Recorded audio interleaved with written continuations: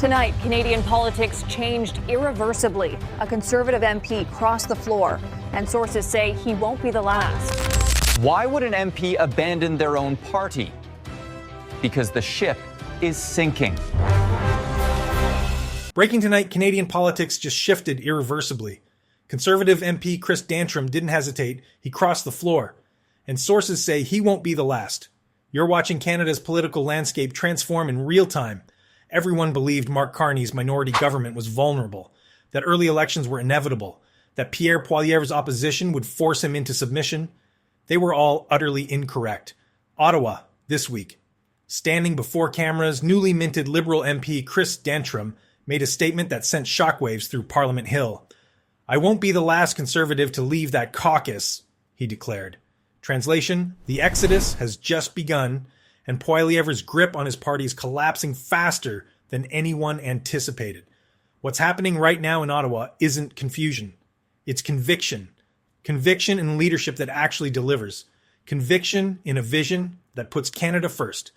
And conviction that competence will always defeat chaos. But the story of how we arrived at this moment reveals something far more significant than one MP switching sides. This is about the fundamental realignment of Canadian politics and the death of grievance-based leadership.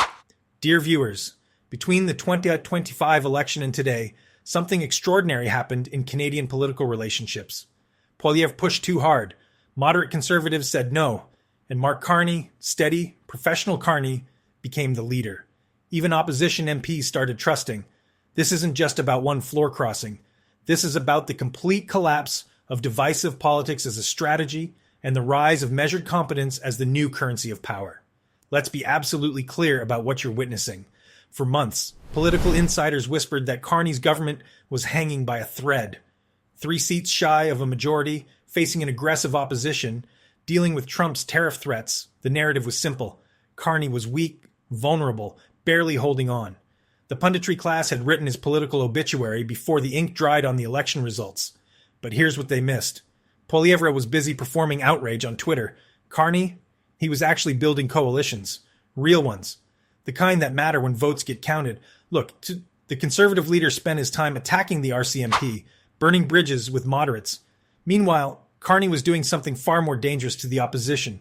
He was having conversations, quiet ones, with MPs who were starting to feel like strangers in their own caucus. One leader kept dividing, the other kept pulling people together. Then the moment arrived, the one that changes everything. Chris Dantram didn't wake up one morning and just decide to cross the floor. Nobody does that. His decision came after months, maybe longer, of watching his party become something he couldn't recognize anymore. Sources close to him say Dantram was disturbed, increasingly so, by Poilievre's tone, sure, but more than that, by the attacks on Canadian institutions, by this whole embrace of American-style culture wars that frankly have no business in Canadian politics. But the breaking point, Poilievre's unprecedented assault on the Royal Canadian Mounted Police. Political veteran Tom Mulcair called it what it was, absolutely unseemly. I've rarely seen so many Conservatives talk on the record and off the record about how upset they were. Mulcair revealed, when the leader of the opposition attacks Canada's National Police Force, that's not just bad politics. That's a betrayal of Conservative values. Plain and simple. There's constructive criticism. We all know what that looks like. Holding government accountable, asking tough questions, demanding transparency, that's healthy democracy. But what Poilievre did, that was something else entirely. Corrosive attacks designed purely for political theater, tearing down institutions just to score points. And the Red Tories, the ones who spent decades building that party's credibility, are watching it all burn. Poilievre's playing with matches, and they're realizing there might not be anything left to save. Robert Fife at the Globe and Mail has sources everywhere, deep inside both parties. And he's reporting something significant right now. At least 2 more Conservative MPs are in what he calls hot pursuit by Liberal negotiators. Have the deals closed? Not yet. But the conversations are happening. They're real. They're serious. And they're moving fast. Why? Because these MPs see what you're seeing right now. They see a prime minister who negotiates with Trump without capitulating.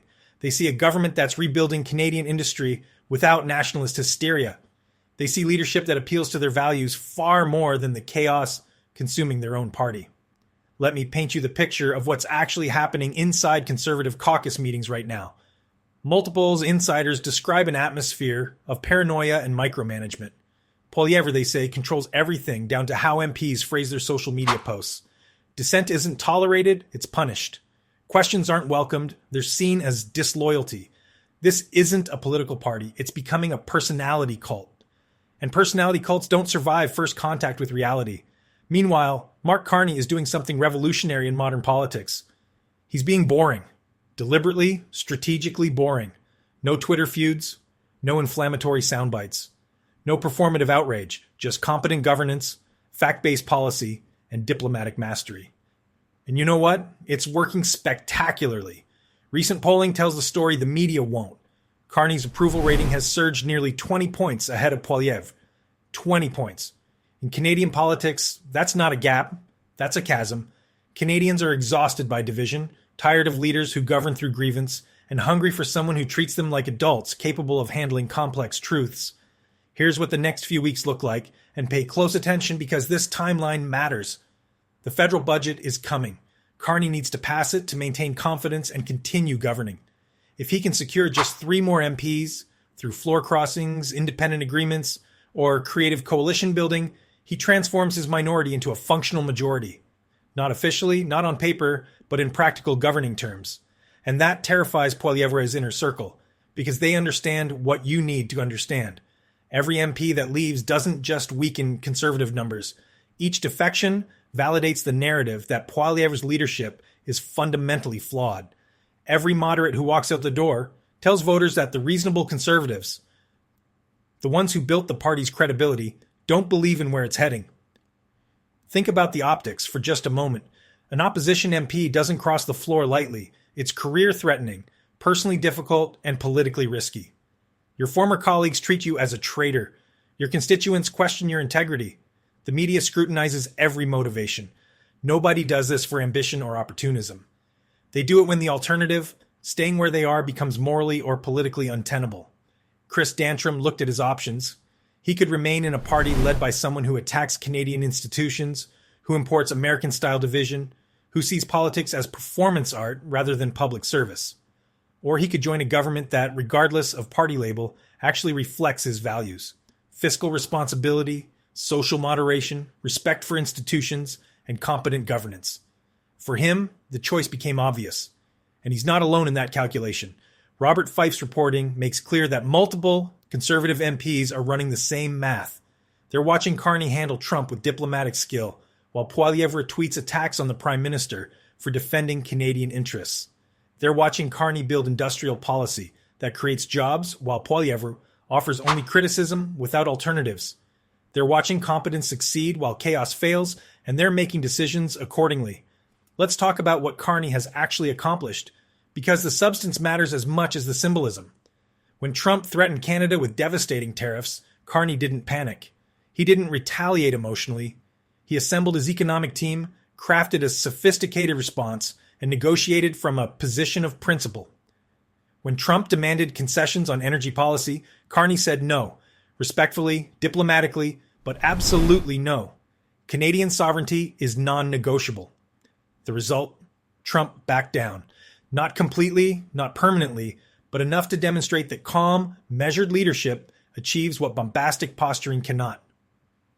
And moderate Conservatives noticed. They saw their own leader demanding Carney take a harder line, be more aggressive, show strength through confrontation. And then they watched Carney's approach actually work. This is the pattern emerging across every major challenge. Carney's government faces a crisis. Poilievre demands performative responses. Carney ignores the noise and implements effective policy. Results validate the Prime Minister's approach, and moderate Conservatives question why their leader keeps being wrong about what works. On the economy, Carney inherited inflation concerns and supply chain disruptions.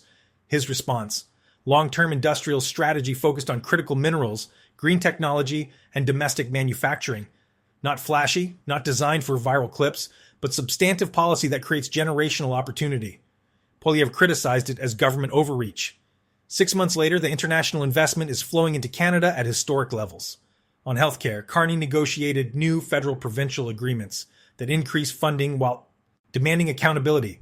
Poilievre called it federal interference. Then emergency room wait times started declining in provinces that implemented the reforms.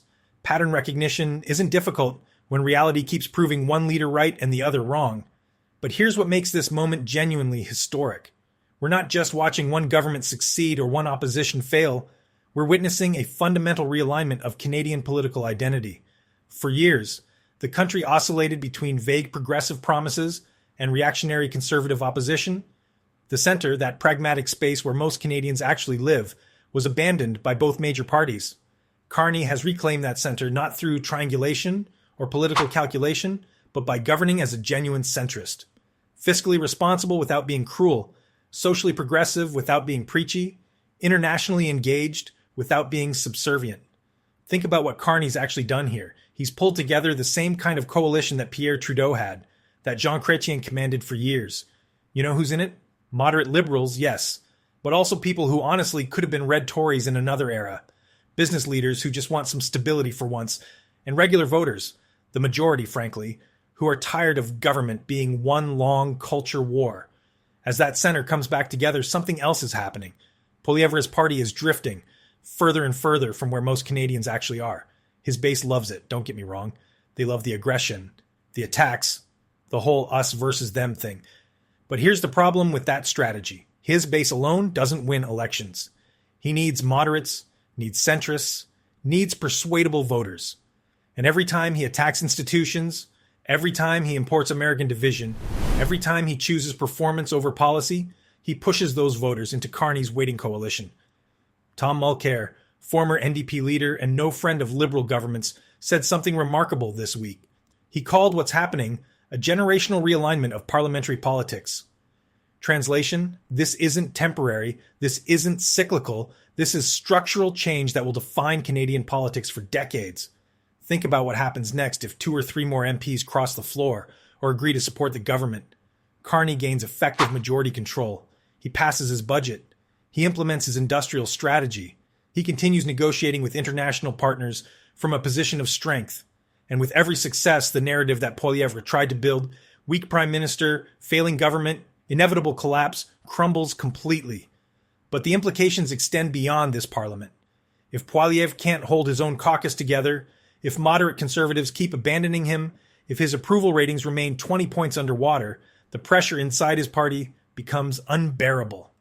Conservative MPs looking at the next election start asking uncomfortable questions. Can we win with this leader? Does this strategy work?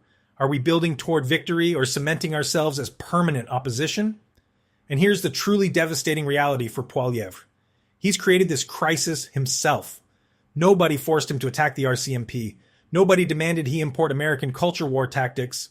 Nobody required him to lead through division rather than vision. These were choices, strategic decisions based on a calculation that anger and grievance win elections. That calculation is failing spectacularly. Policy failures, you can fix those. Messaging problems, sure, adjust the strategy. But leadership failures, those are different. They're terminal. Once your own team stops believing in you, really believing, you're in trouble. Once your MPs are having secret meetings with the other side, once the voters you desperately need to win over start seeing you as the problem instead of the solution, there's no easy comeback from that. Maybe no comeback at all. Here's what Carney gets that Poilievre apparently doesn't. Parliamentary democracy isn't about confrontation. It's about coalition building. You don't lead by demanding loyalty from people.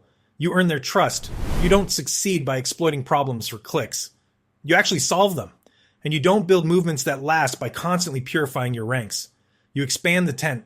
The next few weeks are going to tell us something important.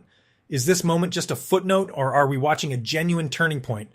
But honestly, the trajectory seems pretty clear already. Carney's government keeps getting stronger. Poilievre's opposition, it's fracturing. Competence is defeating chaos.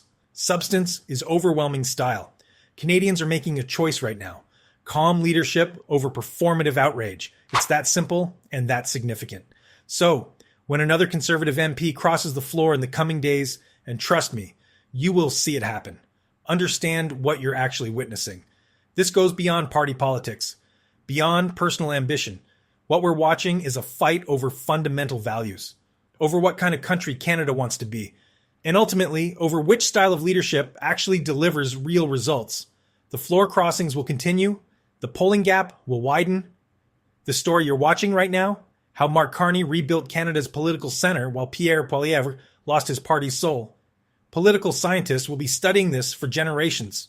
No exaggeration. You're watching history unfold, right now, in real time.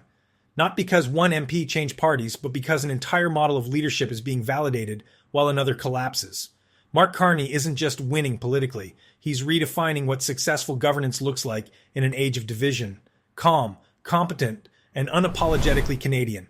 Stay informed, stay engaged, and keep watching as Canada's political transformation accelerates. Because what happens next will determine not just who governs, but how Canada governs for decades to come.